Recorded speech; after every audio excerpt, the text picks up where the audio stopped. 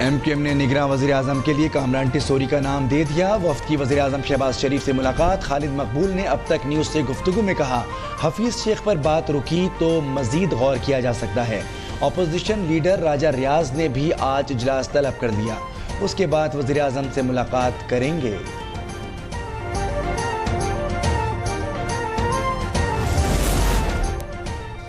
بلاول بھٹو اس سال وزیر اعظم بن جائیں گے، وزیر اعلیٰ سندھ کا دعویٰ۔ مراد علی شاہ نے international medical and technical college Thatta کا افتتاح کر دیا۔ انہوں نے کہا اس کالج سے بدین، سجاول، ٹھٹہ کے نوجوانوں کو بہت فائدہ پہنچے گا۔ یہاں میڈیکل کے ساتھ ٹیکنیکل کی تعلیم بھی دی جائے گی۔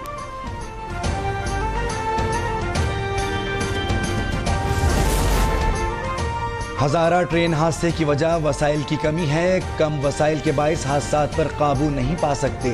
وزیر ریلوے سعد رفیق کی پریس کانفرنس، انہوں نے کہا کہ چین سے مل کر MLN-1 منصوبہ لا رہے ہیں، جمہوریت جاری رہی تو منصوبہ 5-6 سال میں مکمل ہو جائے گا۔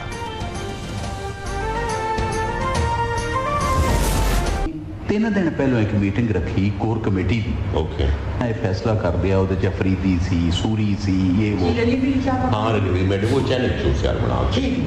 سوری سی، افریدی سی، یہ سی۔ سانحہ 9 مئی کی منصوبہ بندی PTI کور کمیٹی اجلاس میں ہوئی۔ سمسام بخاری کی مبینہ آڈیو میں انکشاف۔ پارٹی چیئرمین کی گرفتاری پر فوجی تنصیبات کو نشانہ بنانے کا فیصلہ کیا گیا۔ شفقت محمود نے سمجھانے کی کوشش کی ایسے اقدامات سے پارٹی ٹوٹ جائے گی۔ یاسمین راشد نے کہا کہ یہ صاحب کا حکم ہے، کور کمانڈر ہاؤس جانا لازمی ہے۔ سمسام بخاری کی آڈیو میں فوج کے خلاف بات ہو رہی ہے۔ کہا گیا کہ یہ صاحب کا حکم ہے، یہ صاحب تو چیئرمین PTI ہے۔ معاملہ خصوصی عطا طارق کی گفتگو، انہوں نے کہا چیئرمین PTI کی گرفتاری پر کسی نے احتجاج نہیں کیا، پرانے کلپس چلائے جا رہے ہیں۔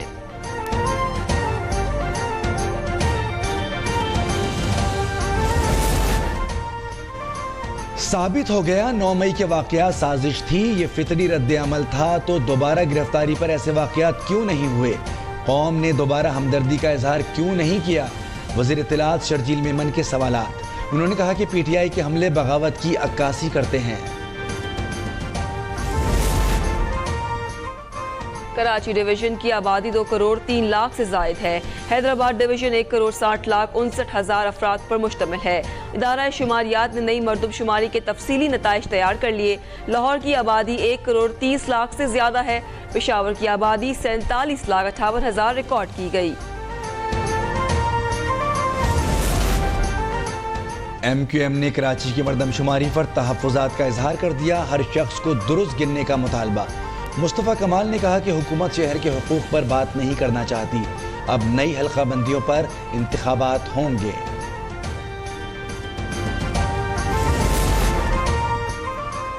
وزیر اعظم سے یوسف رضا گیلانی اور رکن قومی اسمبلی علی موسیٰ کی ملاقات، ملک کی سیاسی صورتحال پر تبادلہ خیال۔ یوسف رضا گیلانی نے معیشت کی بہتری پر خراج تحسین پیش کیا۔ شہباز شریف نے کہا PP نے ہر فیصلے میں ساتھ دیا، ان کے شکر گزار ہیں۔ اتحادیوں کے تعاون کے بغیر معیشت بحال نہیں کی جا سکتی۔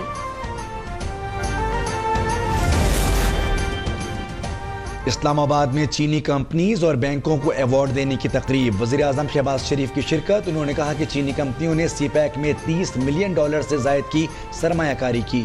آرمی چیف نے CPEC آگے بڑھانے میں اہم کردار ادا کیا۔ SIFC معاشی ترقی کا روڈ میپ ہے۔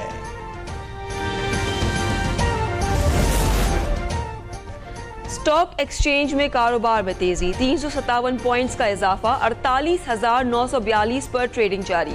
اوپن مارکیٹ میں ڈالر $2 مہنگا، $294 کا ہو گیا۔ انٹر بینک میں 37 پیسے کمی، قیمت $286.60 ہو گئی۔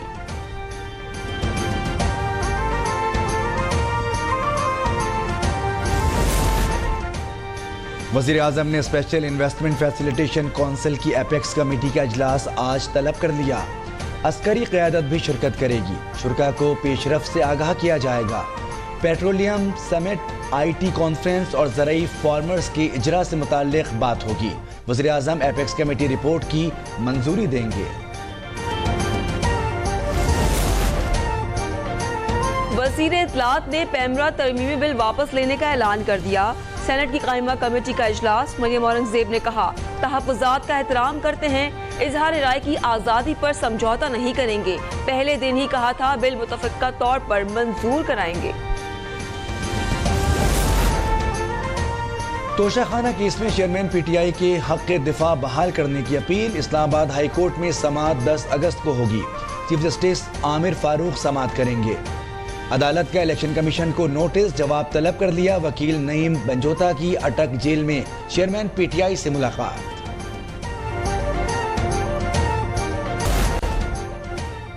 توشہ خانہ فیصلے کے خلاف سپریم کورٹ میں درخواست دائر، فیصلہ کالعدم قرار دینے اور دوبارہ ٹرائل کی اپیل، درخواست گزار کا موقف ہے چیئرمین پی ٹی آئی کو فیس ٹرائل کا حق نہیں دیا گیا، سپریم کورٹ کے فیصلے تک سزا معطل کی جائے۔ درخواست میں ریاست، حکومت اور جج ہمایوں دلاور کو فریق بنایا گیا ہے۔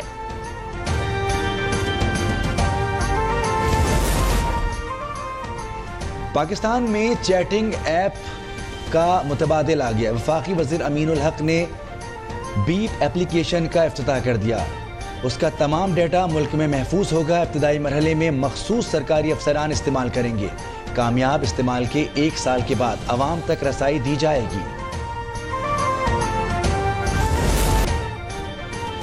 تیونس میں تارکین وطن کی کشتی الٹ گئی، 51 لاپتہ ہو گئے، واقعہ جزیرہ کرکنا کے قریب پیش آیا، حکام کے مطابق تمام افراد افریقہ سے تعلق رکھتے ہیں۔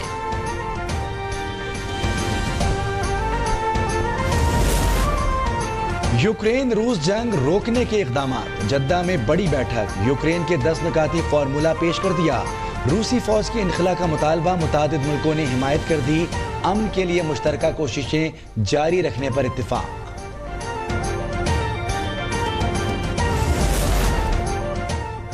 سعودی عرب کے شہر بریدہ میں کھجور فیسٹیول جاری، ملکی ثقافت کے رنگ بھی نمایاں ہیں، کپڑوں کے اسٹال، دستکاری اور دیگر سامان کی نمائش۔ فیسٹیول کا مقصد کھجور کی کاشت کے جدید طریقوں سے متعارف کرانا ہے، ایونٹ 25 اگست تک جاری رہے گا۔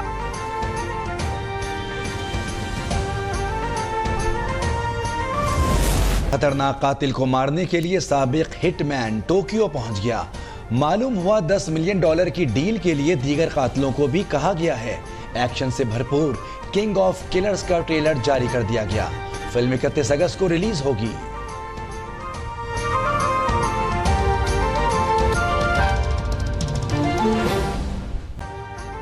ابھی سبسکرائب کریں تاکہ کوئی خبر رہ نہ جائے۔